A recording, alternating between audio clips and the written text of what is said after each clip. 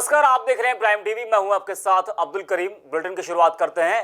कंगना रनौत के समर्थन में आजमगढ़ के हिंदू जागरण मंच शिवली कॉलेज के छात्र नेता और अखिल भारतीय ब्राह्मण महासभा के नेताओं ने सपा के महाराष्ट्र प्रदेश अध्यक्ष अबू आसिम आजमी और महाराष्ट्र मुख्यमंत्री उद्धव ठाकरे के खिलाफ विरोध प्रदर्शन किया। प्रदर्शन कर रहे लोगों का कहना है कि कंगना रनौत का जितना भी नुकसान हुआ है उसकी भरपाई महाराष्ट्र सरकार तुरंत करे।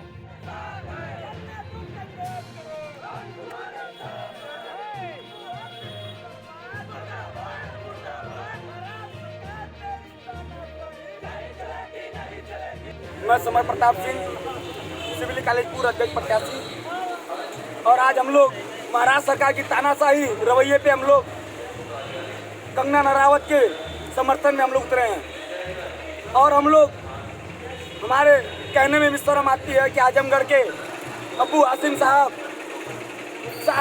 जो सब उनके सामने लगा है वो भी मैं लेना नहीं चाहता हूँ, क्योंकि एक महिला के ऊपर अभद्र टिप्पणी और आपत्तिजनक बात जो कहे उनके विरोध में हम लोग उतरे हैं मैदान में। और हम लोग अबू आसिम का आजमगढ़ से बहिष्कार करते हैं और हम लोग सभी लोग एकजुट होकर महाराष्ट्र सरकार का पुतला फूंकने का काम करें। राम मंदिर निर्माण के लिए करोड़ों रुपए बैंक में पहुंचने के साथ ही श्री राम जन्मभूमि तीर्थ क्षेत्र ट्रस्ट के खाते से ठगी की कोशिश शुरू हो गई है। ट्रस्ट के खाते से लखनऊ के एक बैंक से क्लोन चेक के माध्यम से 6 लाख रुपए निकाल लिए गए हैं। तीसरे क्लोन चेक से की जा रही निकासी वेरिफिकेशन के दौरान पकड़ में आ गई। ट्रस्ट ने अयोध्या कोतवाली में FIR दर्ज करा दी है। पुलिस ने जाँच शुरू कर दी। कल दिनांक 9/9/2020 को समय 1500 बजे श्री राम जन्मभूमि ट्रस्ट के महासचिव श्री संपत राय जी द्वारा एक प्रार्थना पत्र प्रेषित किया गया, जिसमें अंकित किया गया था कि ट्रस्ट के अकाउंट से लगभग 6 लाख रुपए फर्जी चेक द्वारा पैसे विड्रॉ कर लिया गया है। इस संबंध में FIR अंकित कर दी गई है। इसकी जानकारी गहनता से की जा रही है। शेष विधिक कार्रवाई हेतु एक टीम रवाना कर दिया गया है। जालौन पुलिस को बड़ी सफलता हाथ लगी है। दरअसल कुठौंद थाना क्षेत्र में स्पेशल ऑर्गेनाइजेशन ग्रुप और सर्विलांस ग्रुप ने 7 लोगों को गिरफ्तार किया है, जिनके कब्जे से पुलिस को भारी मात्रा में शराब बरामद हुई है, जिससे पुलिस भी सख्ते में आ गई है। पूछताछ में आरोपियों ने बताया कि वो लोग हरियाणा से ट्रांसपोर्ट द्वारा ड्रमों में भरकर केमिकल दिल्ली लाते थे और उसमें 3 गुना पानी मिलाकर नकली शराब बनाते थे और उसे यूपी के विभिन्न जिलों में बेच देते थे। फिलहाल पुलिस ने सभी आरोपियों के खिलाफ मुकदमा दर्ज कर उन्हें जेल भेज दिया है। देखिए, लगभग 12,500 लीटर एब्सोल्यूट अल्कोहल SOG और सर्विलांस की टीम ने इस शराब को पकड़ा है, केमिकल को पकड़ा है और 7 लोगों को गिरफ्तार किया है। इस पूरे गैंग को गिरफ्तार किया है। इसमें बिहार, हरियाणा और उत्तर प्रदेश और दिल्ली के लोग इसमें सम्मिलित थे, जो हरियाणा की जो डिस्टिलरी हैं। फतेहपुर के औंग थाना क्षेत्र में रास्ते की नाप करने गई राजस्व टीम और पुलिस के सामने 2 पक्षों में मामूली विवाद के चलते कुछ कहासुनी हो गई और दोनों तरफ के लोगों में जमकर मारपीट हुई। इस दौरान दोनों पक्षों के लोग घायल भी हुए। वहीं घटनास्थल पर मौजूद पुलिस ने दोनों पक्षों को समझा बुझाकर मामले को शांत कराया। बता दें कि इस मारपीट का वीडियो सोशल मीडिया पर जमकर वायरल हो रहा है। वहीं इस मामले में डिप्टी SP का कहना है कि दोनों पक्षों से कोई तहरीर नहीं मिली है। अगर कोई तहरीर मिलती है तो आगे की कार्रवाई की जाएगी।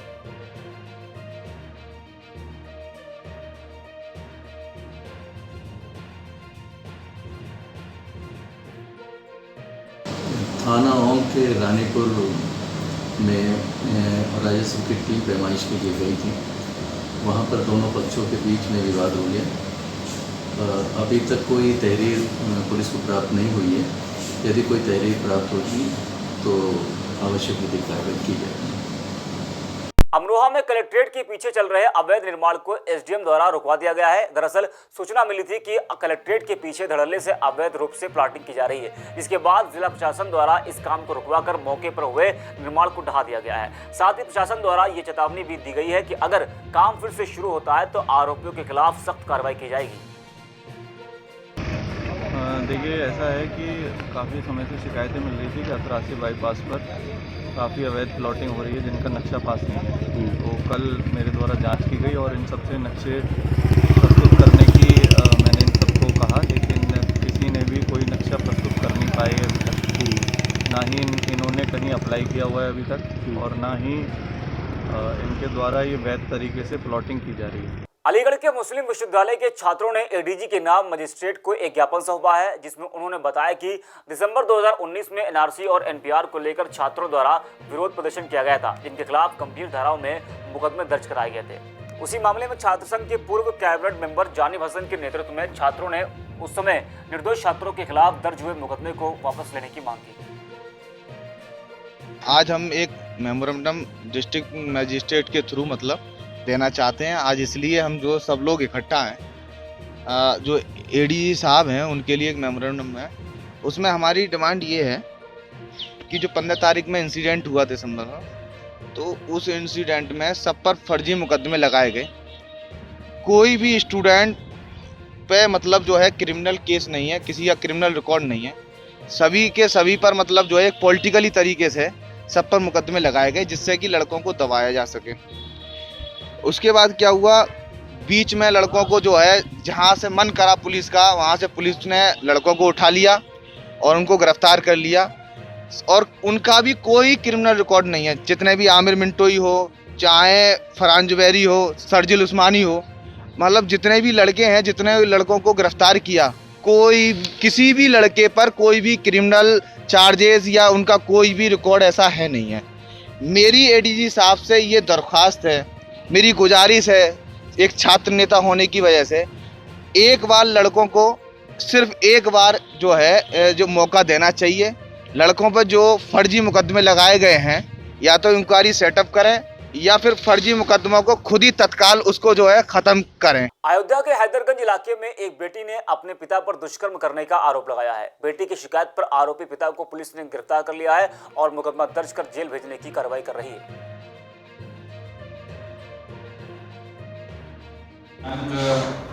8 फरवरी को थाना हैदरगंज में एक प्रार्थना पत्र प्राप्त हुआ था, जिसमें एक पीड़िता लड़की है जो बालिग है।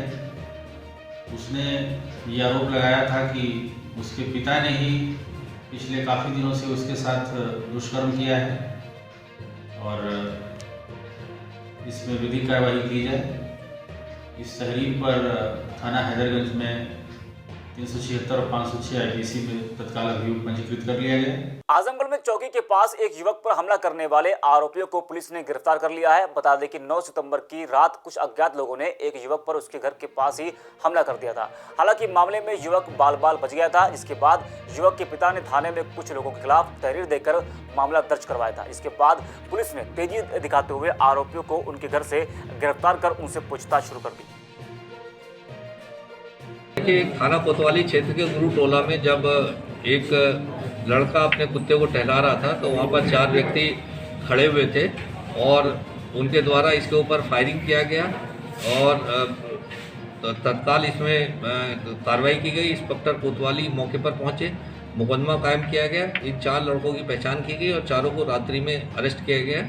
ये एक बाबा नाम का बदमाश है, जिसकी काफ़ी दिनों से सूचना मिल रही थी कि ये लोगों को डराता है, धमकाता है और इसकी तलाश में पुलिस लगी हुई थी, लेकिन ये फरार हो जाता था। ये भी इन 4 जो अभियुक्त हैं इनमें से एक ये भी है और आज ये गिरफ्तार हुआ है। चारों के चारों गिरफ्तार हुए हैं। इनके पास से एक पिस्टल 32 बोर बरामद हुआ है, एक खोखा कारतूस बरामद हुए हैं और 2 मोटरसाइकिलें इनसे बरामद हुई है। अलीगढ़ के बन्ना देवी थाना क्षेत्र के प्रमुख मीट फैक्ट्री संचालक हाजी जहीर के भांजे और नाती को 6 से ज्यादा अज्ञात हमलावरों ने गोली मार दी, जिससे वो गंभीर रूप से घायल हो गया।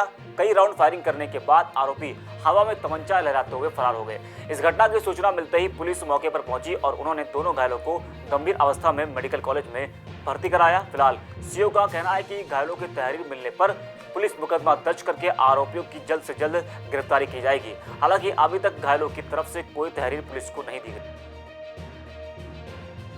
जी और इनका पीछा करा, हाथापाई करी, गोली चलाई, उनके चोट आ गई। उन लोगों ने अपने ऐसी चोट में पहुंचे कंपनी में फोन करा। जब वहाँ के लोग आए कंपनी के। कितने लोगों को गोली लगी है? 2 आपके 5 गोली लगी। मेरा बहन का बेटा है, एक भाई है, मामू का बेटा है, एक खाला का बेटा है, एक बहन का बेटा है। एक मेरा भाई है खाला का बेटा और एक मेरा भांजा है बहन का बेटा। कौन